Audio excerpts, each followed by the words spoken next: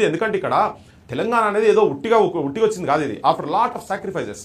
ఈ పంచాయతీ ఎప్పటి నుంచి స్వతంత్రం రాక ముందు నుంచి సాయుధ పోరాటం కాడించి కదా ఇక్కడ త్యాగాలు. ఈ అస్తిత్వం గురించి కొట్లాడి త్యాగాలు చాలా మంది వాళ్ళ ఎడ్యుకేషన్ కోల్పోయినరు, వాళ్ళ లైఫ్ స్టైల్ ఎక్కడెక్కడో పోయి ఉండాల్సినటువంటి వాళ్ళు, గొప్ప గొప్ప వాళ్ళు ఏంది నోబెల్ ప్రైజులు రావాల్సినటువంటి వాళ్ళు ఇలా అడవులలో బాట పోయి తుపాకులు పట్టుకొని జనం గురించి తిరిగేటువంటి స్థాయిలో వాళ్ళు ఎక్కడి నుంచి ఆర్ఈసీ నుంచి కేఎంసీ నుంచి పెద్ద పెద్ద డాక్టర్లు కావాల్సిన వాళ్ళు కదా. అటువంటి వాళ్ళు నువ్వు అడవులకు పోయిరు కదా. పోయిన తర్వాత అన్ని సాక్రిఫైజెస్ అయ్యి మొన్న అప్పుడు ఫైరింగ్ జరిగినప్పుడు చనిపోయినటువంటి వాళ్ళు కావచ్చు, మళ్ళీ మొన్న చనిపోయినటువంటి వాళ్ళు కావచ్చు, ఇక్కడ పేదరికంతో ఆత్మహత్యలు చేసుకున్నటువంటి నిరుద్యోగ యువకులు కావచ్చు, రైతులు కావచ్చు, ఇవన్నీ అయిన తర్వాత ఒక అద్భుతమైన తెలంగాణను తీర్చిదిద్దాలనే ఒక హోప్ అనేది ఉంటుంది కదా. అవన్నీ ఏం జరగలేదు.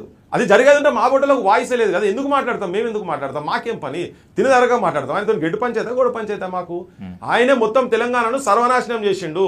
ఎవరి మాట వినుడు కాదు. ఆయన అదే అనుకున్నాడు, ఆయన లైనే అది అనుకున్నాడు. పైసలే సంపాదించాలి, పైసలతోనే రాజకీయాలు చేయాలి.